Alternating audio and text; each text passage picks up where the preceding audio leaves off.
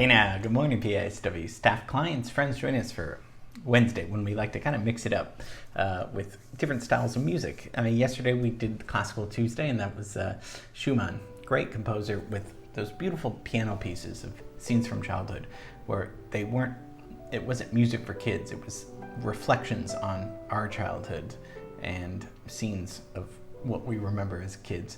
I think that's what he was going for. And then today, get the results if you haven't done yet for High Noon. Can't wait to show you that. It's going to be great for Friday.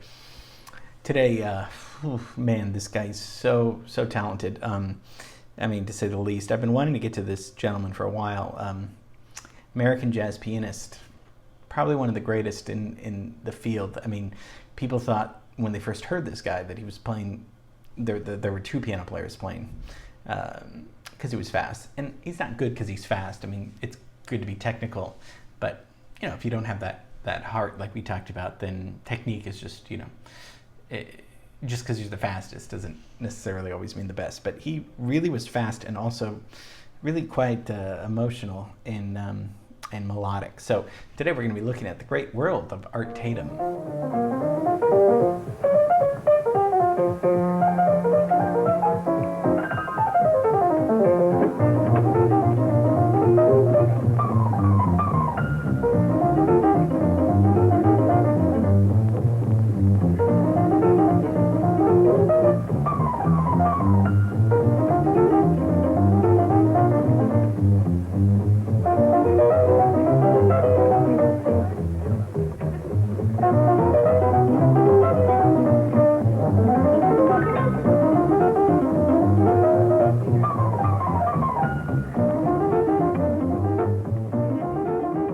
Tatum was nearly blind, actually, had artistic vision and ability to just extend the piano. We're going to talk about another pianist, and we'll talk about his life and look at other piano players that we've looked at and try to figure out what makes him stand out and how he influenced a lot of piano. This is early stride piano.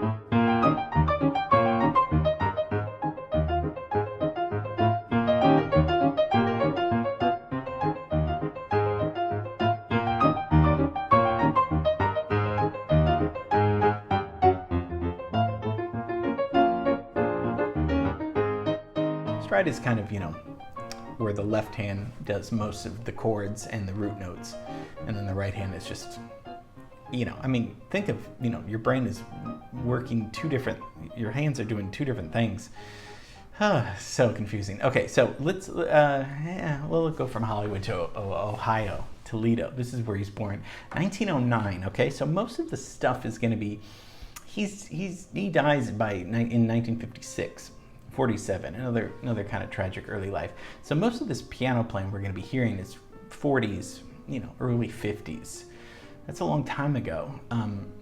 He's going to influence a lot of players. I mean, we can, well, yeah, okay, we'll get to it. I'm getting ahead of myself. If he's born in 1909, what music's going on in that? I mean, the early song factory, Tin Pan Alley's kind of starting. Ziegfeld Follies are in New York with Florenz Ziegfeld. We did a class on that. That's early musical theater review, right? Before they kind of get into stories and things on stage. But then we also have Strauss and Mahler still writing music. So classical music still being written. And then mostly the popular music, pop songs. Irving Berlin is maybe the biggest one. And we're going to do Irving Berlin next week. So, but mostly regarded as one of the greatest songwriters. Jerome Kern is writing songs too. We talk about Jerome Kern. So it's popular music, the year that he's born. We're about coming to swing music, right? And big band music in the 20s and 30s. So he's going to be influenced by that kind of music. Because he happens right before, he's going on right before bebop takes over. Bebop takes over in the 40s. And in the 50s. So he dies right when the advent of kind of bebop, and he's not going to play that game really. Technically he can do it, but he's more in the realm of Fats Waller, and we talked about Fats Waller. Let's bring up our timeline and we'll look. I mean, Fats Waller was probably his biggest influence. Some of their stuff, it sounds hard to, Fats also sang too. And we did that great song of, I'm gonna sit right down and write myself a letter. But their piano playing is very similar. They're taking stride piano and they're coming up with different kind of chord colors in their right hand. They're not going too dissonant, but they're definitely it's not sounding like, it's extending what Scott Joplin did. Scott Joplin's way early, and we talk about Scott Joplin with the rags and early ragtime music. And that's stride music, that's stride piano playing, where the chords are going to be in the left hand, and then the right hand is doing something different.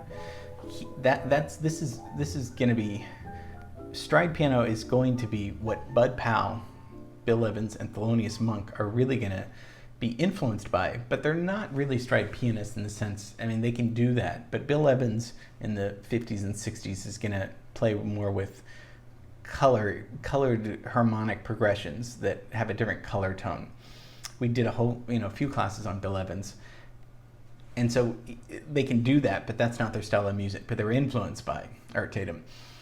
Thelonious Monk, we did a class on, very bebop piano player, and technically could do it, but kind of, I guess, to recap, let's listen to Monk right now.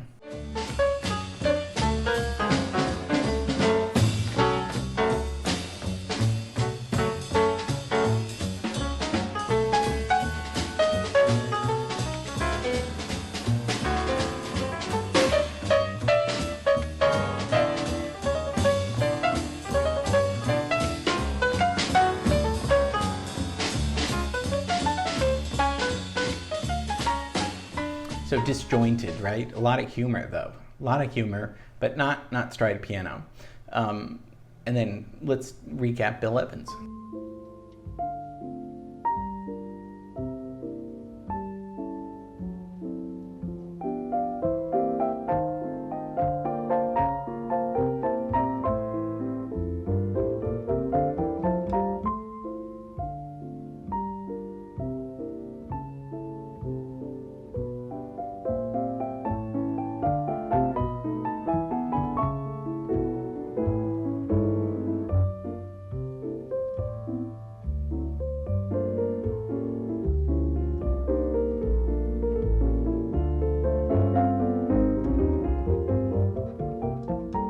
More sensitive and emotional, right? Kind of more an intimate sound, and this is in the early 60s. And then, of course, probably we did a few classes on Bud Powell. So Bud Powell is going to be Bud Powell's favorite piano player, Art Tatum. He's going to take stride and then also incorporate bebop a little bit. So that's kind of just a little brief recap of who we've talked about and what he's going to sound like. But Art Tatum's born 1909, Toledo, Ohio, and mostly by the age of 4 lost most of his sight. They said that maybe this was something involving cataracts. That's what Ray Charles had, and then had a few eye operations, and then also supposedly was attacked in his early 20s, and that didn't help his sight at all. So he was mostly completely blind in his left eye and very limited vision in his right eye. So did that stop him? No, of course not. He probably had to work even harder. Exposed to church music. This is this is a big influence, church gospel music.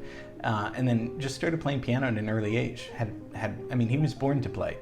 And born to interpret songs. We'll listen to a solo later at the end. Not much of a songwriter, but that's okay. He was composing melodies for his solos, but born to play because he had perfect pitch. He could play anything that he'd hear. That's just innate talent. That's something that you can't teach somebody. You're just born to do that. So moved to the School for the Blind in Columbus, Ohio, in the 20s. And studied classical piano in the classical tradition, where they didn't want you to play jazz. Jazz was considered, gypsy music, and this was not considered a legitimate art form.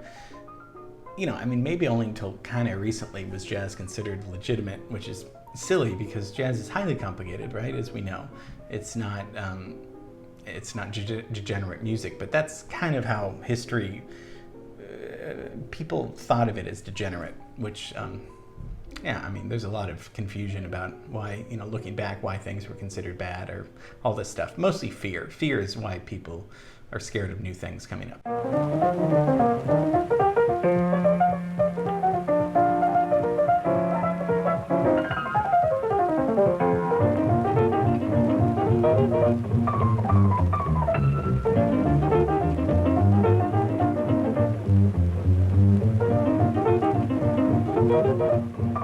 So takes his stride piano playing, leaves, goes to New York. You got to go to New York, and this is where he gets a lot of fame playing clubs, and in Cleveland starts recording.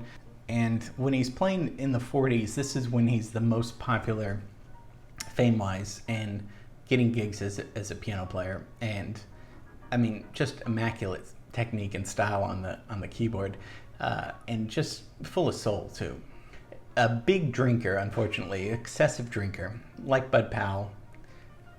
Bill Evans was into heroin. I mean, it's very sad. Dies of uremia, which is kidney failure, in 1956. So he's before kind of blue comes out, cool jazz. He's right in the middle of when bebop's happening. And if we remember, what Bud Powell did was kind of translate Charlie Parker's solos onto the piano. So Charlie Parker was playing bebop.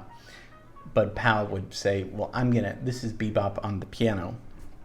And he was influenced by Art Tatum. I mean, how could you not? They sound very much alike. There's certain passages where I can't tell, at least with my little ears, what, if that's Art Tatum or if that's Bud Powell, late Art Tatum or early Bud Powell. So, I mean, what are we hearing? We're hearing, stride ragtime, right? In the right hand, there are influences of Debussy and Ravel, because there's some impressionism going on in the right hand. Think of that. How do you take Scott Joplin's left hand and then also include Ravel in the right hand, yet still swing?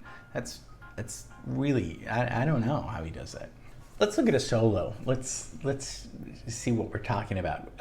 One of his most famous solos is T for Two, song, great little tune, written in 1924, composed by Vincent Youmans, and Irving Caesar wrote the lyrics. And this was from an old Broadway show, No No Nanette, and it became part of a jazz standard where so many musicians covered this song. Take a listen to this solo. Again, it's not that it's so fast, because fast doesn't mean good, like we've talked about. There's so much ornamentation, coloring going on in the right hand, harmonies going on in the middle. He's kind of doing that starting and stopping that Bud Powell does, where it sounds like they're grooving, and then it's just, we looked at Bud Powell with Over the Rainbow, how he did that solo in Over the Rainbow that sounded really dark and then very melodic and very, and we talked about mental illness, because he suffered of mental illness, Bud Powell, and how there's happy moments and sad moments in his piano playing. How we have happy moments and sad moments in our brain, right, throughout the day, throughout our lives. It's a constant struggle to balance that. When we hear this solo, just don't think this is great because it's fast. Think of it just, what does this music mean to you?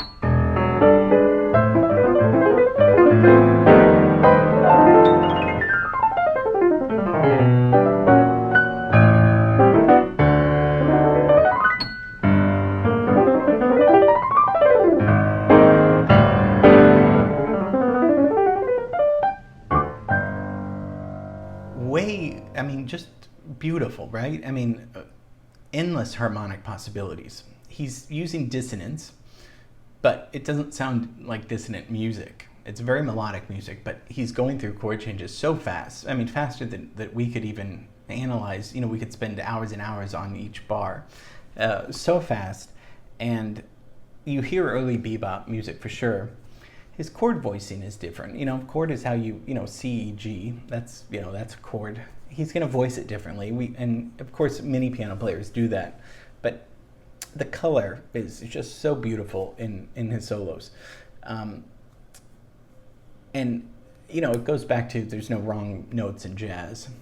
And Charlie Parker, Bud Powell, Art Tatum, they would agree with that. But it's how you resolve the note. So you can play any note you want, but how do you finish it? How do you resolve it? Can you do that? And that's what makes the music so powerful and satisfying, right? I mean, because if you just play random notes, that's random. But if you randomize it and play, all these kind of colors and all this stuff, then you resolve it to something beautiful. And T for 2 is just a beautiful solo. That's a little taste of Art Tatum. Brilliant pianist, just unbelievable how he took stride piano and early swing music and really did what Fats Waller did, where they just made the piano such a gorgeous instrument to solo in. I mean, it's sometimes nice just to hear it solo piano when they play a solo, and they have the whole universe in front of them with all the notes, and it's wonderful to see, and it's wonderful to listen to. I hope that you enjoyed this. One of my favorite piano players. So okay, we'll go to LA tomorrow. It'll be John Arific and Megan Arific tomorrow. So okay, love you, and I've said it all.